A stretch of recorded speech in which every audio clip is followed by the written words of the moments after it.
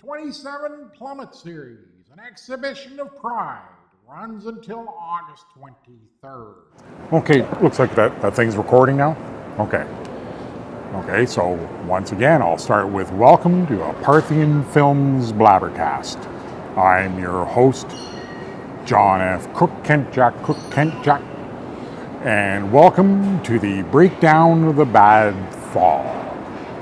Now, Amanda, those spiffity suit boys said I don't have to worry about the sponsors, they'll take care of that.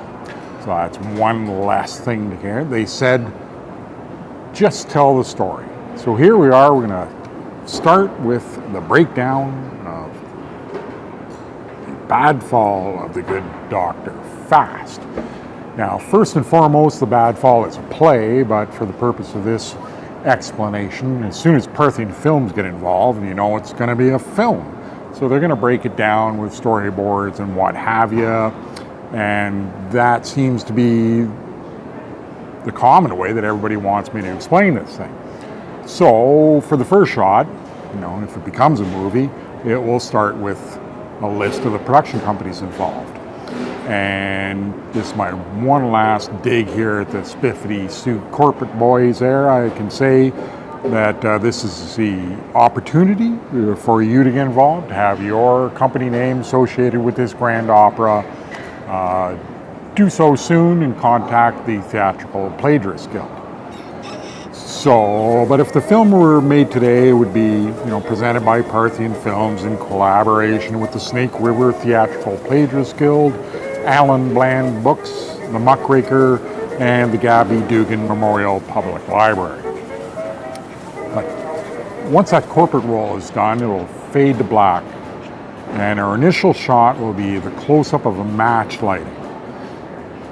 Now again, like everybody seems to be happy with this, with it's a bit of a cliche type situation where, you know, fire not only destroys things that are there, but it allows for new growth. So all kinds of depth to this starting the fire, and of course it illuminates something. So we follow this match as it illuminates further by lighting a coal oil lamp. And this lamp is set down on the edge of a keyboard for a church organ.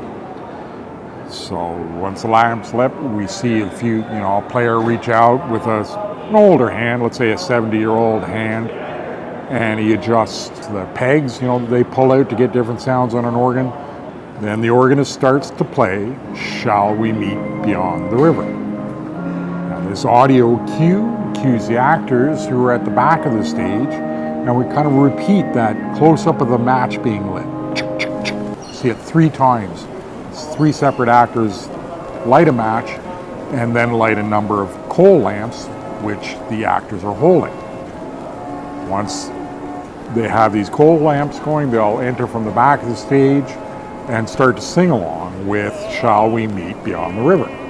And they're passing through the crowd as if they're in a church and they're collecting, it's a collection time in the church. And I've got some notes here, and yes, under these shots, so it'll be, behind the shoulders of these actors, and that's where the actors' credit rolls, the actors' names will come up in their credit roll. See Aubrey Smith, we hope to see there.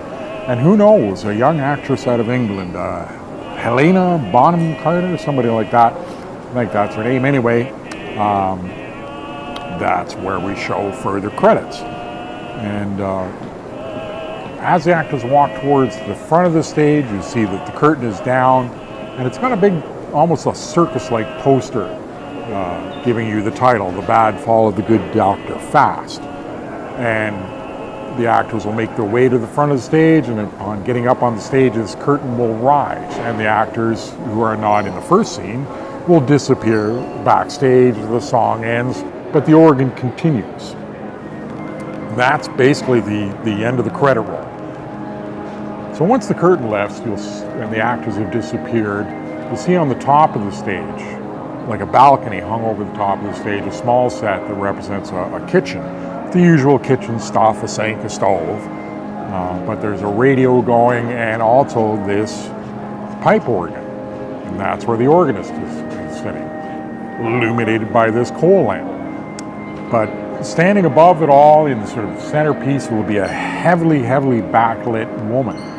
And this is God. And you can't really tell, and she's kind of reaching out in a Christ-like pose, her arms reaching out to the heavens, as it were.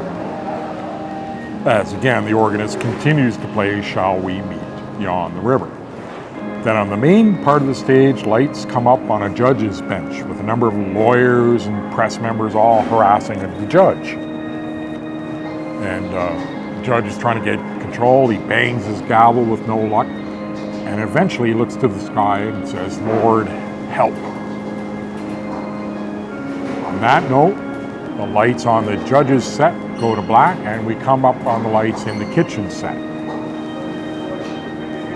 Once those lights change, God begins to move. It was as if she was frozen in time, and her hands reaching out actually proved to be reaching for plates on a top shelf. So in this scene, we see that God and her two sons, Jack of Diamonds and Tyrone Lance Goodfellow, are preparing a meal. They're listening to the Schmunks trial on the radio, and it's getting out of hand. The lawyers are all yelling over each other, and the press is barking questions. It truly is a circus. When the judge calls out for God, Jacka makes a comment that the judge is getting desperate. Letting the trial get so out of hand is a bad, bad thing. And that begins the debate, and eventually the bet is on. Is fast good or bad? And the two brothers frame the debate around the idea that any man may stray from the righteous path, but a good man sees the error of his ways and will return to the flock, because they are inherently good. So if Dr. Fast strays from the straight and narrow, Goodfellow can still win the bet. But if the doctor strays and does not return to the fold, Jack of Diamonds wins the bet. The prize is one of Mom's apple pies, and Mom/God is going to be the judge. So in this scene, we see that although God loves all her children, Jack of Diamonds is her favorite. Tyrone Goodfellow is just too pompous and self-righteous. Jack of Diamonds may be a scamp and a bit of a troublemaker, but he's just more fun to be around than Tyrone. But once the bet is on, Jack of Diamonds begins to play his hand. He's got a lot of connections with the press, and they go after the good doctor/judge. Now on this day it was hot. It was the dead of summer. The ancient courtroom has no air conditioning, so the temperature was well over 100 degrees. The flash bulbs of the reporters' cameras keeps going off throughout the proceedings, and eventually, probably spurred on by Jack's request, one of these flash bulbs goes off right in the doctor's face. That's it. He snaps. He grabs the camera off the photographer and makes a bold announcement. He's heard enough, and he's called a halt to the proceedings. And more shocking still, he says that when he returns, he will announce his decision. Everyone present is stunned as the good doctor storms out of the courtroom, still with the camera in his hands. The lawyers have not finished their performance. In fact, they said later they were just getting started, and they're angry as hell. But more importantly, the bankers don't like it. The longer they can keep the trial going, the more money comes into town. By shutting down the trial early, the good doctor has cut off their revenue stream. So he storms out of the courtroom and he heads straight to his church to seek peace and advice from the pastor Tyrone Lance Goodfellow. He gets to the church and there's a lineup. So the good doctor has to wait, and it's still hot. The sun is sitting on the horizon like a big ball of fire that seems to be pointing right into his eyes. No matter how he tilts his head or his hat, the sun is determined to blaze down on the good doctor. In front of him in the lineup are some old biddies and their granddaughters, and he knows they're talking about him, all in whispers and quick glances. In the midst of this heat, he feels a waft of a cool breeze, as if a door to a deep freezer had just opened. He looked across the street and tried to figure out the source. Again, the sun is just blinding. But in this, he's able to make out 4 figures coming out from an open door. The door is obviously the source of that cool air. And with the sun blinding his vision, he can only see these figures as dark silhouettes set against the bright sky. Now, although it is well past 6 p.m., it appears that these folks are just waking up. They yawn and they stretch. One man sits down with a banjo and begins to adjust a microphone, and another raises a flag. Now Fast's eyes are starting to adjust to the light, and he realizes he's never seen this place before. He's lived in Snake River for decades, and he's come to this church every Sunday forever, never once noting this building. The good doctor looks to the Reverend Goodfellow for some explanation. The Reverend again preaches patience and tells the good doctor that he will receive his confession in good time. The doc is confused and looks back to the establishment across the street. For the first time, he can clearly see the St. James Dance Hall for the Infirm and Jack of Diamonds sitting on a stool with a banjo. Jack tips his hat to Fast and then sings him a song where he most candidly introduces himself.